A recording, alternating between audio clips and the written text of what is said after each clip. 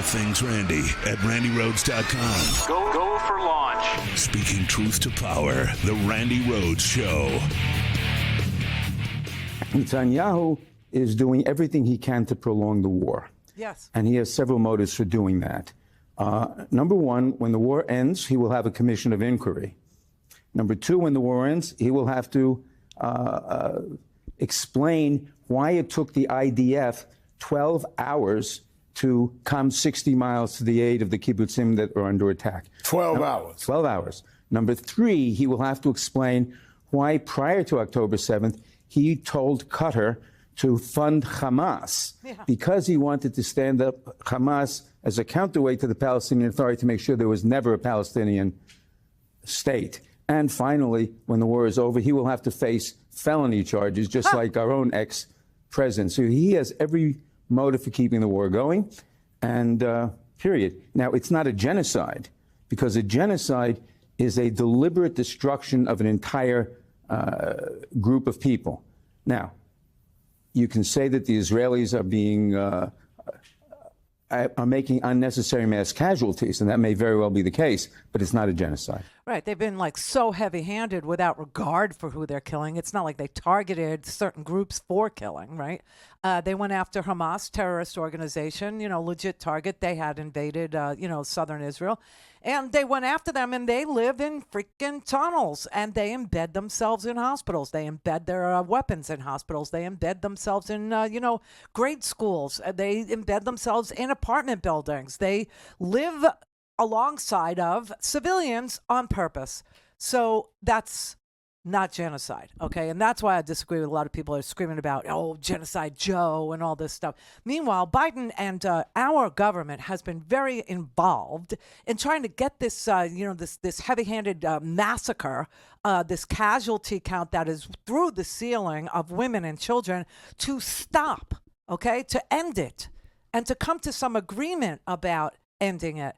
Well, yesterday there were text messages and there were pamphlets dropped, good old-fashioned paper for people that didn't have, any Wi-Fi or any, working televisions or anything in Rafah, right? And they told the people in Rafah, okay, fair warning, we're coming into Rafah. There are, and I know what the target is. The target is 4 Hamas battalions. 4 battalions are left, and they're in Rafah, according to the Israeli intelligence. Who can really rely on them? The Mossad screwed up. Shin Bet, which is like the FBI, they're the internal. They missed it. They missed October 7th. They missed it completely, right? So how good are they? Everybody goes, you have no idea. The intelligence operations over there, oh my God, and they have to be that good. Yeah, or else what? October 7th. So I guess they weren't that good. But they say that there are 4 brigades left and that they are somewhere in Rafah. And, so they gave all the people who were sheltering there, because they were told to shelter there, a heads up. You need to leave now. And they dropped these pamphlets with like arrows pointing where they should go, and that they should go north to some coastal town. And they say that there's about 450,000 people already in this coastal town. And apparently there are, there's food, there's water, there's tents, there's shelter, there's a lack of latrines, though. People say that they are having to dig their own latrines, which is just unbelievable, because this is like the 9th move that a lot of these families have had to make. But they're telling them to go. Now, again, there's no good guys here, okay? In my opinion, there are no good guys here. One government is a terrorist organization, and the other government is a right-wing Likud party fanatical. He's a maniac. He's a madman, and he has no problem kicking out press. He has no problem, killing indiscriminately. He has no problem using dumb bombs. Okay, when we sent things like JDAMs were to guide the dumb bombs, to make them more precision. It's a long story, but okay. So there are no good people in the government on either side, and that is why it looks the way it does.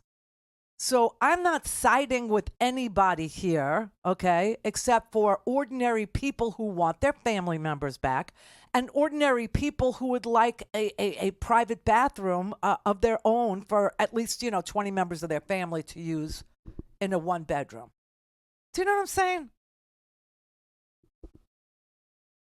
So just so you know, okay, just so you know. So today there was an agreement on the part of the terrorist organization, Hamas. The political arm of Hamas, the head of Hamas, is in Qatar. Okay, that's where he lives. It's where he stays. It's where he, accepts all the money, which, by the way, comes from Israel sometimes. Like $1 billion. Swear to God, $1 billion of money went to Hamas from Netanyahu's government. $1 billion. Prior to October 7th. So don't tell me, about Netanyahu and, he has no choice, but, he had plenty of choice. And he chose to give them $1 billion. Why? Because then he could point to a terrorist organization on his border and he could say, you can't make peace with them. They're a terrorist organization on my border. Duh.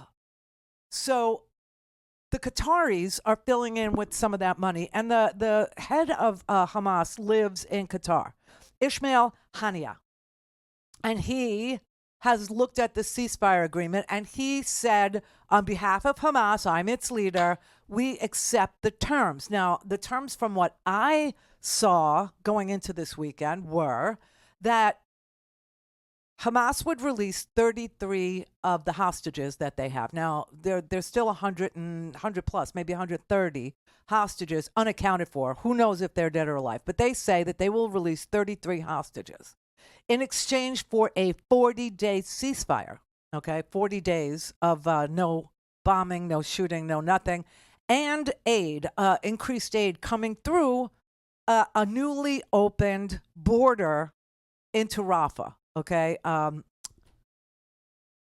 Kareem Shalom is the name of this border crossing. Well, over the weekend, Hamas bombed the crossing. Hamas did. They bombed the Kareem Shalom crossing where the aid was supposed to come in. And they killed like 3 Israeli soldiers. I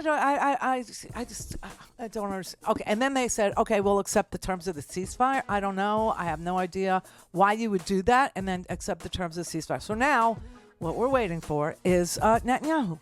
We're waiting for him. And they said, the last I heard was that the Israeli cabinet, which is full of right-wing, Zionist, uber-Orthodox nationalists, tonight they'll meet and they will discuss the terms. However, I've already seen from the media that the Israeli government is saying these are not the terms we agreed to.